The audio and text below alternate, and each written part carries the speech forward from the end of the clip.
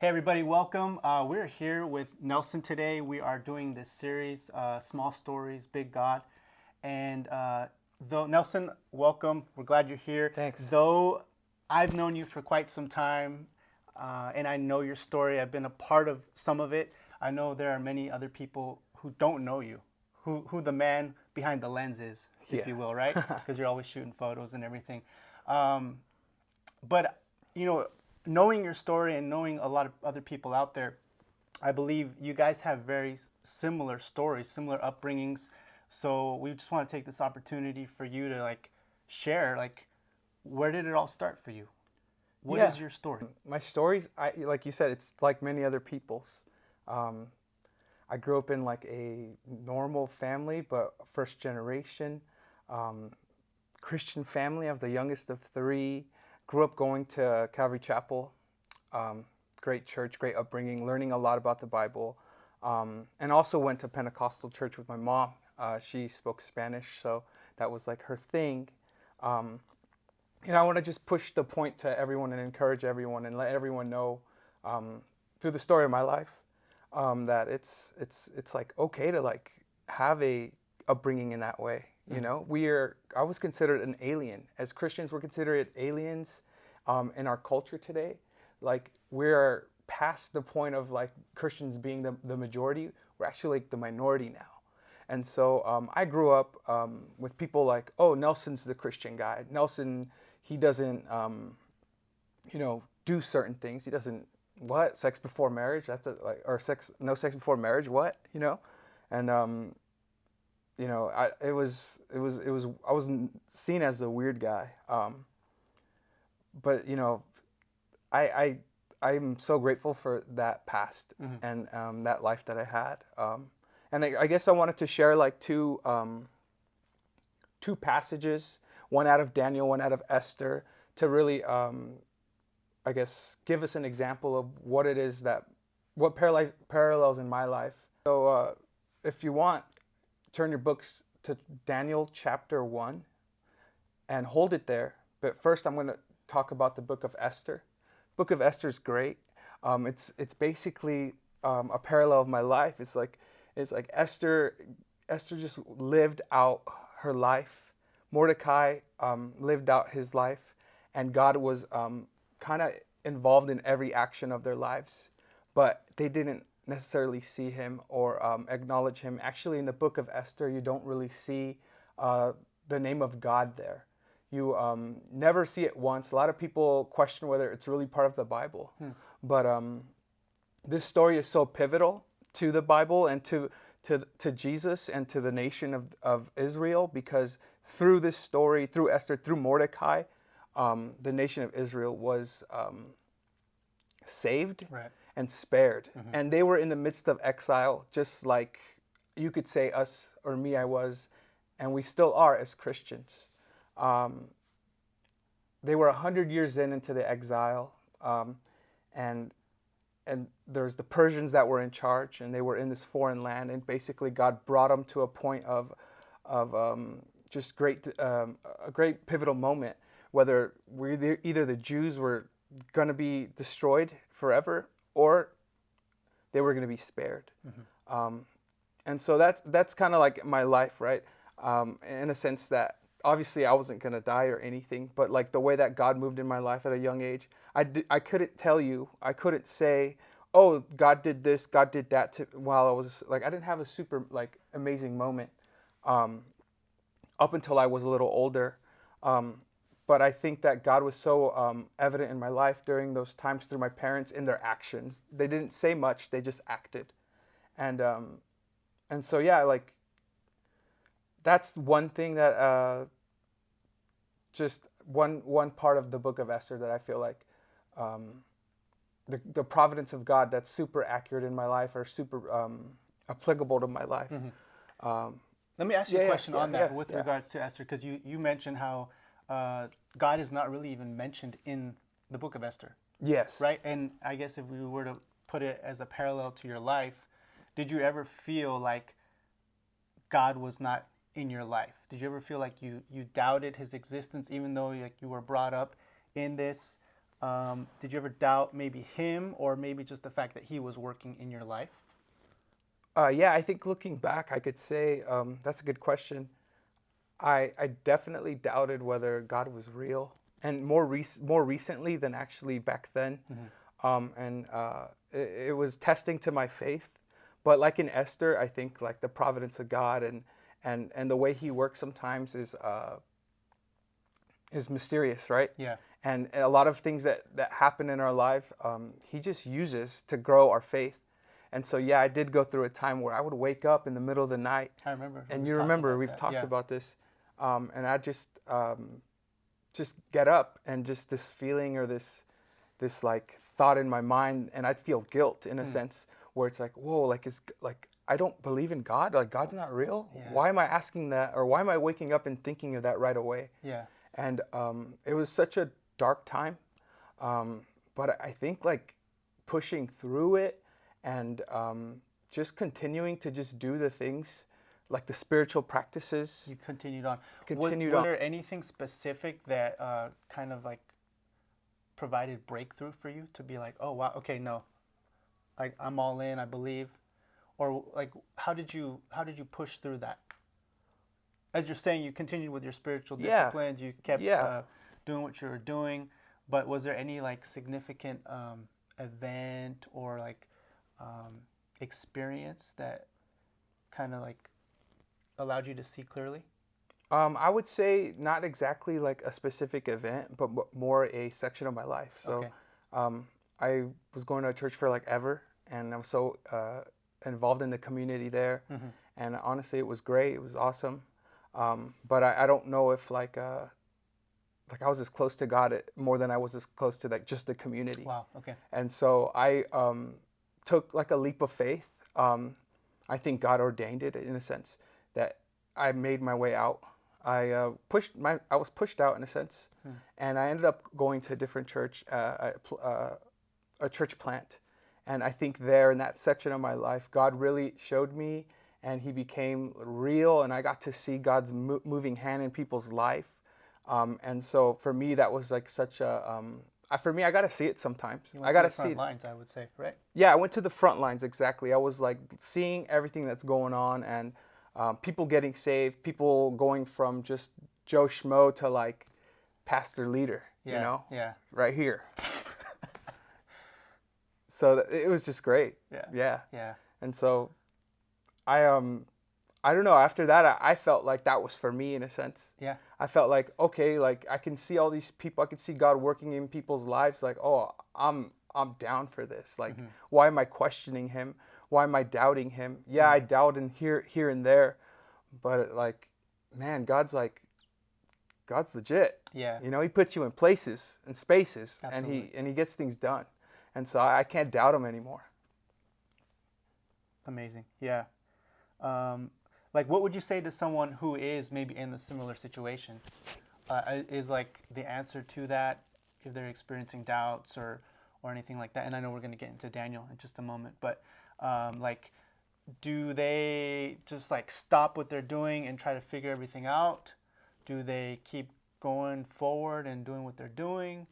Like, how could they, like, do they go to the front lines? Like, what would you say to someone like in your shoes?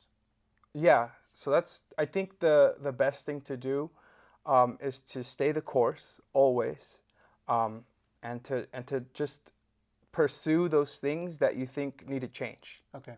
So you think you need to change your scenery, you feel like you need to change it, because some people stay in places and they don't recognize that it's either hurting them, or they're slowly drifting away, or there's a sin that they're committing that maybe they're not really sure if it's something that they should do or not do. But I always say, err on the side of caution of holiness. If in doubt, when in doubt, choose holiness. Yeah. And so in that, choose those things that, you know, will change it up. And I feel like for me, I had to change it up. I had to go to a different church. I had to find kind of different friends. And in that, and through that, God spoke. Okay. Yeah. Good. And so, I mean, this does kind of like go into what I want to talk about too. Yeah. And as far as identity, and I want to read Daniel chapter 1 now. So if you guys have your books open, your Bibles open, Let's read it. It's kind of long, but stick with me. I'm going to read chapter 1. In the 3rd year of the reign of Jeroboam, king of Judah, Nebuchadnezzar, king of Babylon, came to Jerusalem and besieged it. And the Lord gave Jehoiakim, king of Judah, into his hands with some of the vessels of the house of God. And he brought to them the land of Shinar, to the house of his God, and placed the vessels in the treasury of his God. Then the king commanded Athpenaz, his chief eunuch, to bring some of the food of Israel, both of the royal family and of the nobility, youths without blemish, of good appearance and skillful in wisdom, endowed with knowledge, understanding, learning, and competent to stand in the king's palace, and to teach them the literature and language of the Chaldeans. So that's so basically it's the Jews, right? They brought them over to a foreign land, and they were looking for basically kids or young men who were good looking. I mean, if you're a girl, I mean, that's what you want, right? You want a good looking guy, you want a guy without blemish, Top skill, prospect, right? The wisdom, draft. knowledge. So yeah, they were brought in, and let's go to chapter 8. But Daniel, I'm sorry, not chapter 8, verse 6. Among them were Daniel, Hananiah, Mishael, and Azariah of the tribe of Judah. And the chief of the eunuchs gave them names. Daniel he called Belshazzar. Hananiah he called Shadrach. Mishael he called Meshach. And Azariah he called Abednego. And so we read Daniel's faithfulness. But Daniel resolved that he would not defile himself with the king's food or with the wine that he drank. Therefore he asked the chief of the eunuchs to allow him not to defile himself. And God gave Daniel favor and compassion in the sight of the chief of the eunuchs. And the chief of the eunuchs said to Daniel, I fear my lord the king. I fear my lord the king, who assigned your food and your drink. For why should he see that you were in the worse condition than the youths who are in your own age?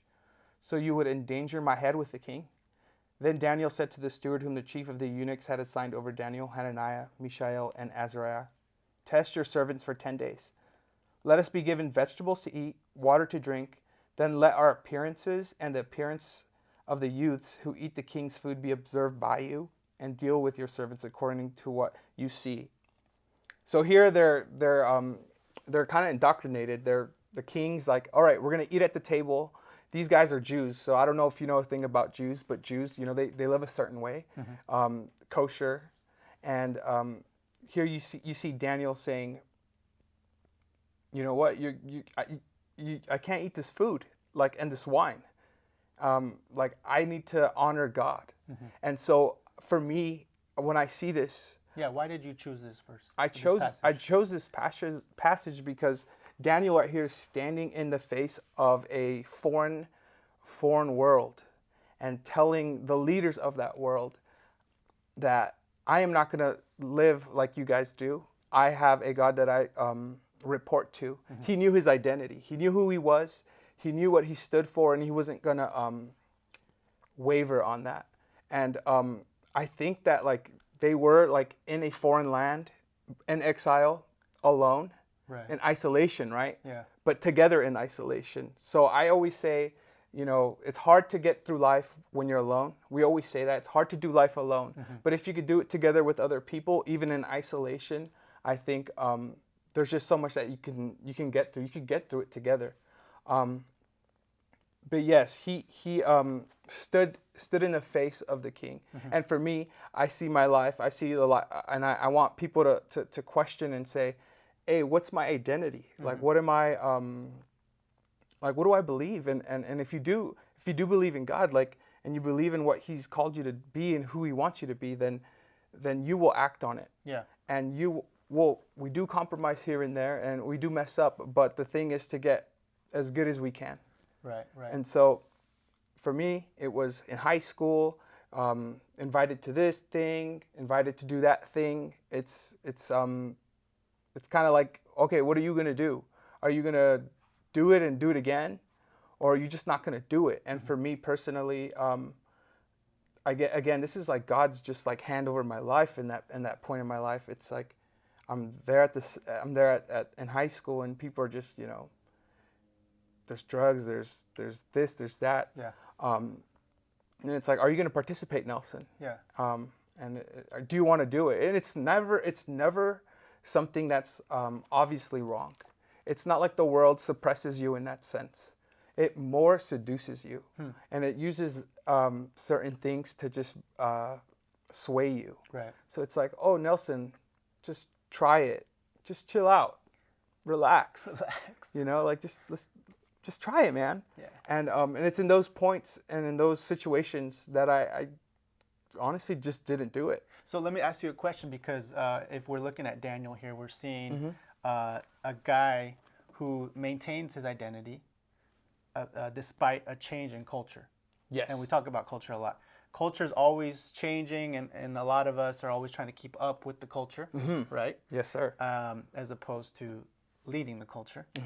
But I think you have to be firm in your identity before you think you can go influence culture.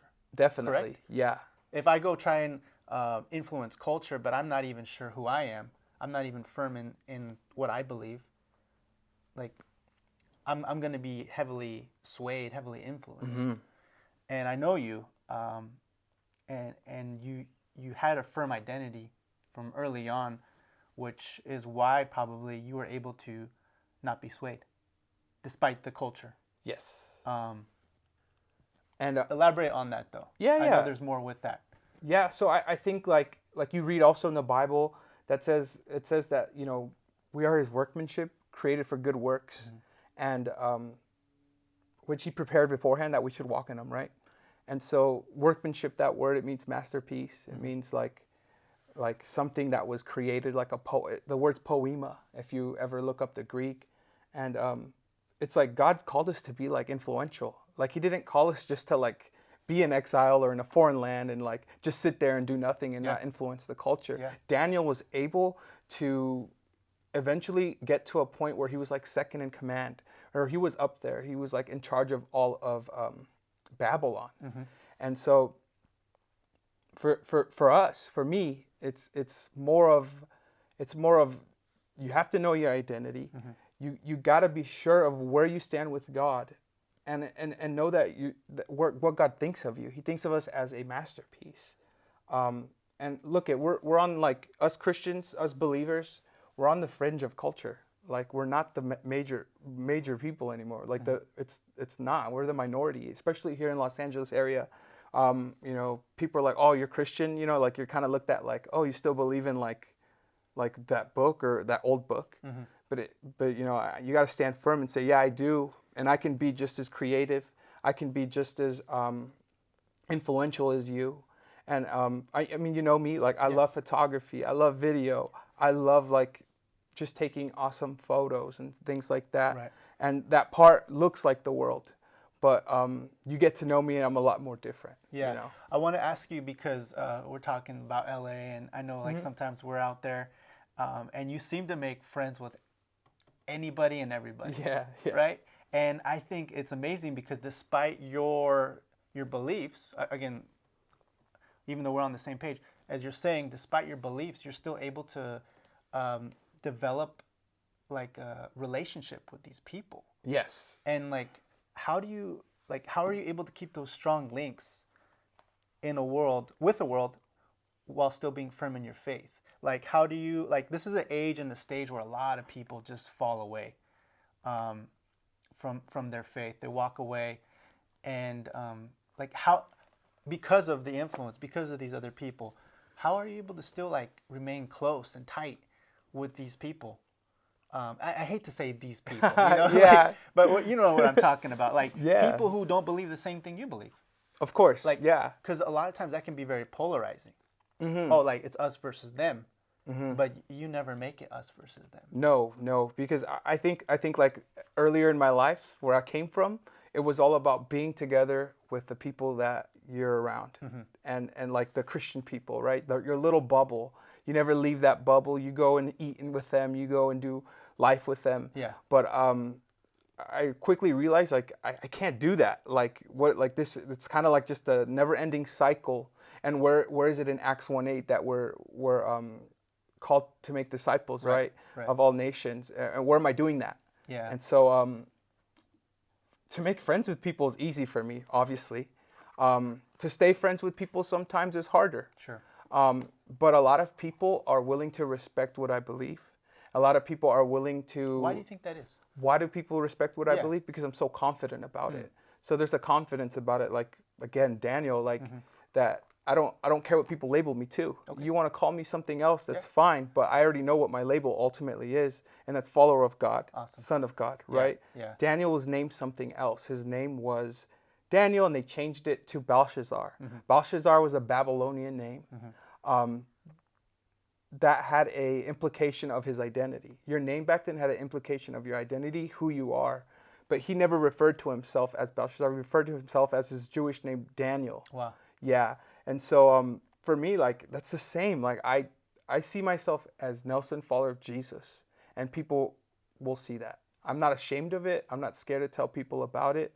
And at the same time, I love people. Yeah. I love them without any predisposition or anything.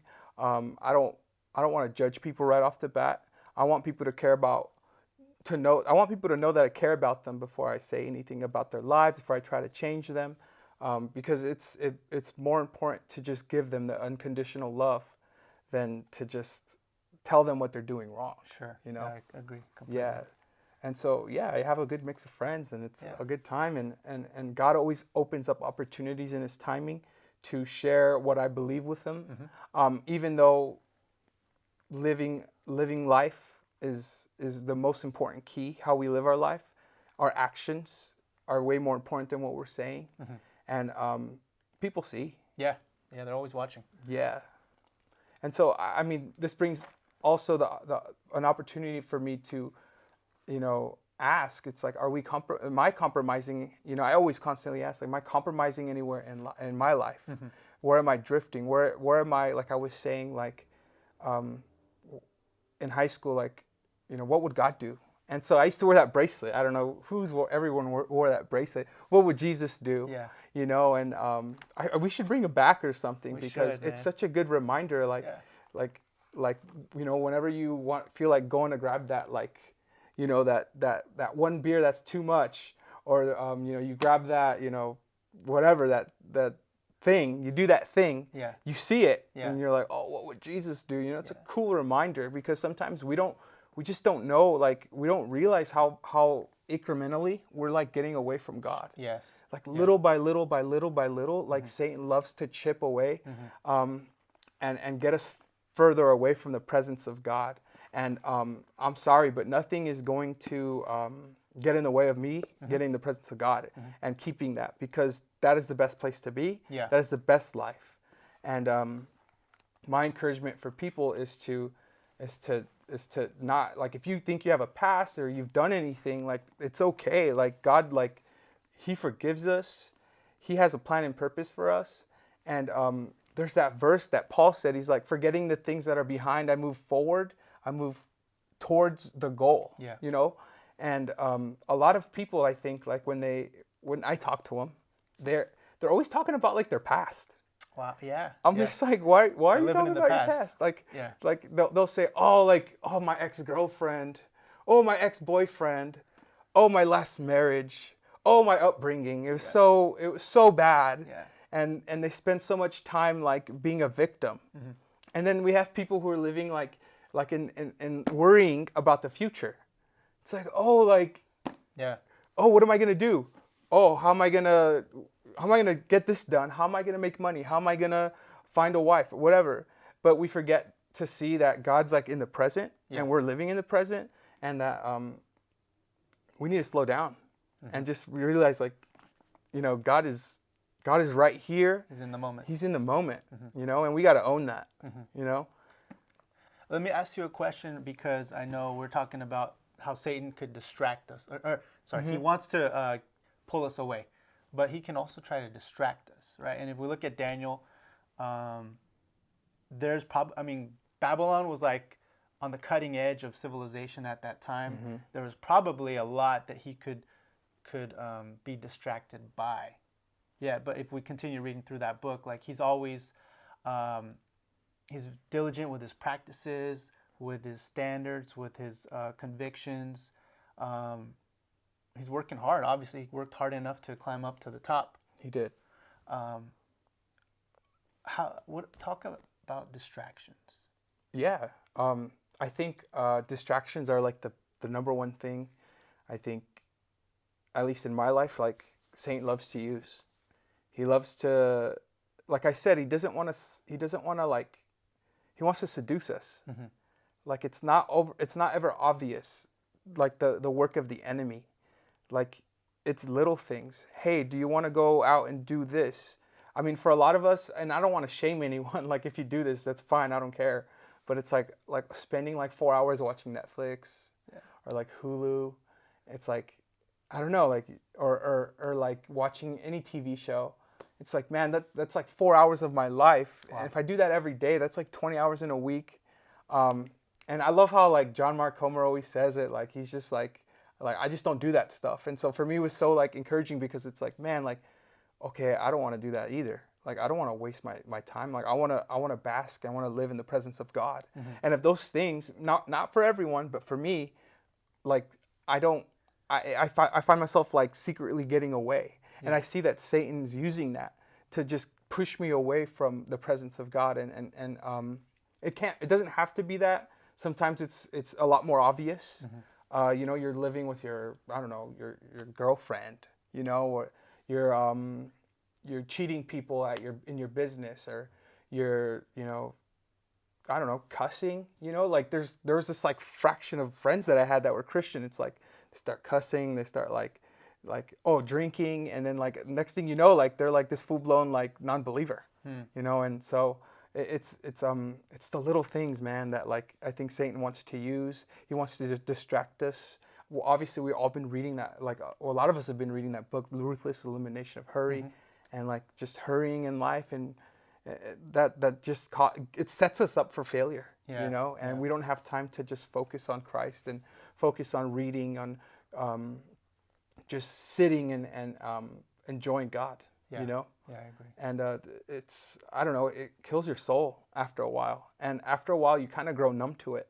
It's like after a while, it's super easy to just spend like 5 hours like watching Netflix, another hour scrolling through Instagram, mm-hmm.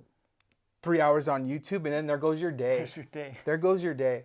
You didn't pray. You didn't ask God for His grace upon your life. You didn't read. You didn't like do any of those things. And I'm not saying you have to be perfect. Like that's not what I'm telling people. But we have to pursue those things. We have to run the race. We have to forget what's behind. We have to push forward, mm-hmm. to what God has for our future, but in the present. Because if I don't make preparation and reparations for the present, then my future is not going to look too good. Yeah, you know? Yeah. And so I think, I don't know, does that answer your question? I think it does. Yeah.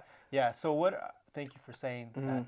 that. What are like the last couple takeaways you would want to like have us come away with this from? I think the last takeaway I want people to take, or last few, is that gosh, like I grew up in the church. Like I tried to stand for what, you know, I was taught, and yeah, God was so faithful to my life, and my testimony is one of God's like great like faithfulness in my life. He really, really did just protect me. It wasn't me, like it was me, but it was Him. Mm-hmm. And people have different testimonies. We've been talking about this the last few days, and you know, some people have God's like amazing grace, like just on their lives, and you know, you've been through a lot. You live this sort of life, and God's in this crazy and amazing thing, you know, amazing situation. He saved you, and I love that testimony of grace. And I just want to say, like, they're both so valuable that we're the body of Christ, mm-hmm. and you know, one of us are arms, and one of us are legs, and one of us are hearts, and God is the head, though. and we all have our story, and we all have our purpose. And as long as we stay, connected to the vine, because we're the branches, we're going to bear fruit. But if we don't stand for and realize and recognize the real things, then we're going to find ourselves drifting. And yeah, so it's like, I don't want people to drift, and know that, like me, my story is simple. It's straightforward, but it's not something that God can't use and hasn't used. He's definitely used it. Oh yeah. And again, on the other side, on the flip side, God will use people's crazy testimonies to just minister to other people. So I think that's really what I want people to get. I love it. It's really simple, and I hope through Daniel you can see like what I kind of meant. But yeah, that's pretty much it. Good. Yeah. Thanks for sharing your story, man. Yeah, no problem. Love you. Thank you, guys. We'll see you soon.